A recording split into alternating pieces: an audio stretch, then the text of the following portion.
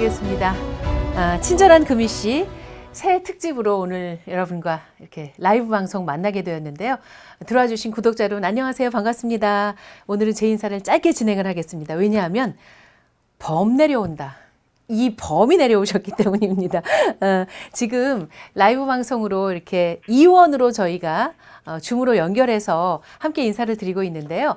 먼저 우리 구독자 여러분에게 이범 선생님께서 직접 인사를 하시면 좋을 것 같아요. 쌤 안녕하세요. 구독자 여러분에게 인사 부탁합니다.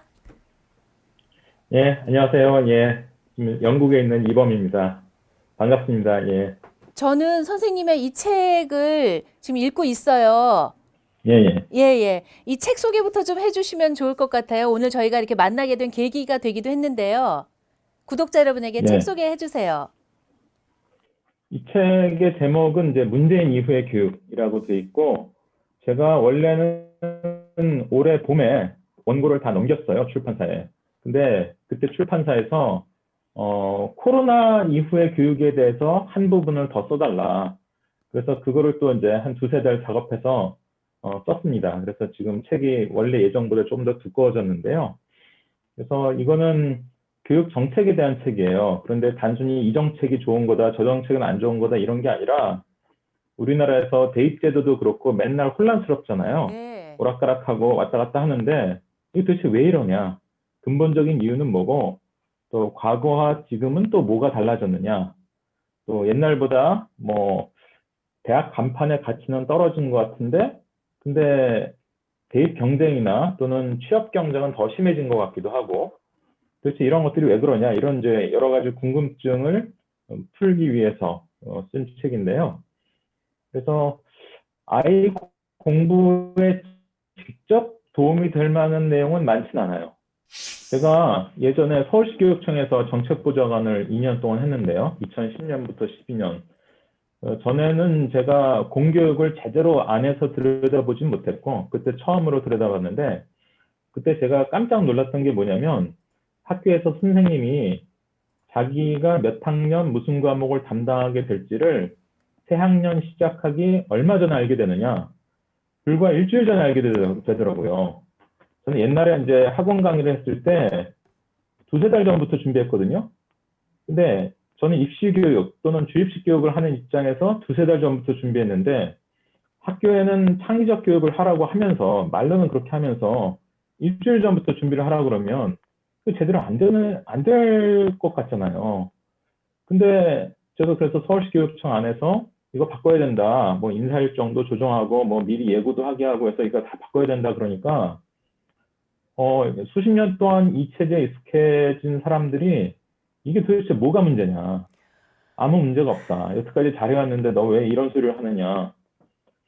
조금 나아졌어요, 요즘은. 요즘은 3년 전부터 인사 일정이 조금 당겨져서 일주일이 아니라 한 2, 3주 전부터 자기 담당 과목과 학년을 알게 됩니다. 근데 제가 이제 그 유명한 교육 선진국인 핀란드 뭐 등등 이런 데를 보면 그 사람들은 2, 3주 전이 아니고요. 2, 3개월 전부터 알고요. 심지어 핀란드의 초등학교는 1년 전에도 알고 2년 전에도 알아요. 그래서 자기가 뭘 준비해야 되는지를 네. 미리 다 알고 있는 거예요. 네. 그때 느낀 게 한국 사회에, 한국 학교에 교권이란 게 없구나. 교권, 우리가 교권하면 늘 이제 학생이 떠들거나 말 안 들으면 권한이라고만 생각하지만 사실 교권이라는 게 제일 중요한 게 이제 수업하고 평가를 준비할 수 있는 이런 권한인데 한국 교사들한테 교권이 굉장히 부족하구나. 중고등 두 자녀를 둔 엄마입니다. 사교육에 의존하지 않겠노라 나름 소신을 지키며 아이들을 키웠어요. 요즘 다들 한다는 선행학습도 시키지 않았습니다. 그런데 막상 입시 준비가 시작되는 고등학생이 되니 주요 과목당 몇 바퀴씩 선행을 한 아이들과 경쟁이 되질 않더군요. 아이가 원하는 학교, 원하는 과를 가려니 갑자기 후회가 밀려들었습니다. 엄마인 내가 주도적으로 나서서 학원도 보내고 선행학습도 시켰어야 하는 것 아닌가 하고요. 더 잘할 수 있는 아이였는데 가능성을 키워주지 못한 건 아닌가 미안해지기까지 했어요. 선행 없이 치열한 내신 경쟁에서 성과를 내는 방법이 있기는 할까요? 속상하실 것 같아요. 오래전에 낸 책이 있는데요. 2012년에 우리 교육 백문백답이라는 책을 냈어요. 근데 그 책에서 제가 뭐라고 얘기했냐면 선행학습은 필요하다고 했습니다. 우리나라 입시 현실에서.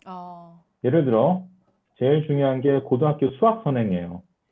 고등학교 수학 선행이 전혀 안 돼 있는 상태로 고등학교에 들어가면 그러면 우리나라 고등학교 진도 상당히 빠르거든요. 우리나라 수학이 상당히 많은 내용을 상당히 빨리 진도를 나가는 편입니다. 그럼 그거 따라가는 것 자체가 버겁고요. 수능은 그래도 나중에 보완을 해서 시험을 보면 되지 이런 생각이라도 할 수 있는데 내신은 안 그렇잖아요. 내신은 그때 잠깐 그렇죠. 배우고 바로 시험 보는 거잖아요. 그러면 어떤 단원은 내가 중간고사를 다음 주에 보게 돼 있는데 이번 주에 이 단원 진도가 끝나요. 그럼 이번 주에 겨우 학교에서 배운 거를 그대로 다 연습해가지고 다음 주에 중간고사 꽤 어려운 문제도 나올 텐데 그걸 맞춰야 된단 말이에요. 그러니까 제가 작년에 수능이냐 학종이냐 이런 논쟁 나올 때 그 사람들이 잘 생각을 못하는 게 수능 때문에 선행을 많이 한다라고 생각하는데요. 오히려 선행하고자 하는 욕구를 더 키우는 것은 내신이에요. 수능은 내가 지금 조금 완성이 좀 덜 됐어도 나중에 완성도를 높여서 바짝해서 좀 올릴 수 있다 이런 희망이라도 있는데 내신은 선행 안 해놓으면 이번 주에 내가 마지막 단원 배운 거 다음 주에 시험 보는 이런 상황이 벌어지니까 선행 안 하면 굉장히 어려워지죠. 특히 수학의 경우 문과는 그래도 좀 나은데 이과는 굉장히 심각해집니다. 그래서 이런 게 그래서 제가 고등학교 수학 선행은 꼭 필요하다 이런 얘기를 해요.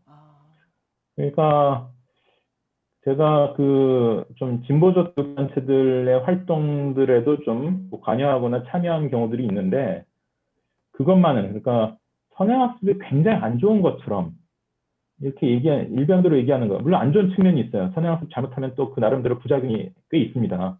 그건 저도 잘 알고 있지만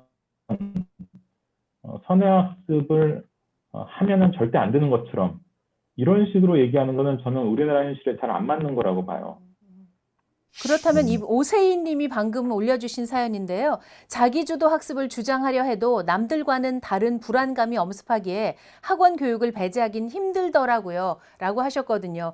비슷비슷한 불안감을 갖고 계신 거예요. 그러니까 소위 생각 있으시고 정말 반듯하게 아이를 키우고 싶어 하시는 부모님들께서 이렇게 걱정이 되시나 봐요. 제가 책에도 써놨는데요. 자기주도 학습은 원래 잘 안 되게 돼 있어요. 이게 원래 안 되게 돼 있는 거예요. 이게 우리나라 교육에서 벌어진 일종의 약간 사기극 아닌가 이런 생각이 드는데 자기주도 학습을 하려면 뇌과학적으로 사춘기 정도를 지나야 돼요. 사춘기 이전의 뇌는요. 그러니까 메타 사고 능력이 떨어집니다. 이게 무슨 소리냐면 사춘기 이전 아이들은 자기가 뭘 모르는지를 몰라요. 그러니까 자기주도 학습이 되려면 최소한도로 메타인지 능력, 즉 자기가 뭘 알고 뭘 모르는지는 구분할 수 있어야 되는데 물론 아주 머리 좋게 태어나고 영재인 애들은 어려서부터 되지만 보통 아이들은 그게 안 됩니다. 사춘기 전에는. 사춘기 정도 지나면서 그런 능력이 조금씩 생겨요. 그러니까 초등학생한테 자기주도 학습을 요구한다는 거는 애초에 좀 말이 안 되는 거라고 생각하고요. 오히려 그런 말을 유포함으로써 공교육의 책임을 좀 면제하려는 그런 음모라도 있는 거 아니냐. 물론 음모는 아니겠지만 그런 일종의 그 부작용이 있는 거예요. 그러니까 자기주도 학습은 원래 잘 안 되는 겁니다. 오히려 한 고등학교 정도 되면 가능해요. 고등학교 되면 이미 사춘기 지났거든요. 그럼 내가 이번 달에는 이번 겨울방학 때는 이를테면 수능 준비를 해서 또는 다음 학년 내신 준비를 해서 무슨 과목에 더 집중을 해야겠는데 그러니까 내가 이 인터넷 강의를 들어야지. 아니면 저 학원을 다닐 거야. 고등학생 정도면 이걸 좀 판단할 수 있어요. 그리고 학원을 이용하는 것도 자기가 고르는 거하고 남들이 가라고 해서 그냥 가는 건 다른 거거든요. 그렇죠. 그러니까 자기주도 학습은 제대로 하려면 한 중학교 3학년 이상, 고등학교 정도 돼야 되는 거고 그때도 내가 자기주도 학습을 위해서 인터넷 강의를 활용하거나 심지어 요과목 이런 거는 학원을 다니자라고 선택하는 것도 좋은 방법이다. 나쁜 방법 아니에요. 사교육을 이용하는 것 자체가 나쁜 건 아닙니다.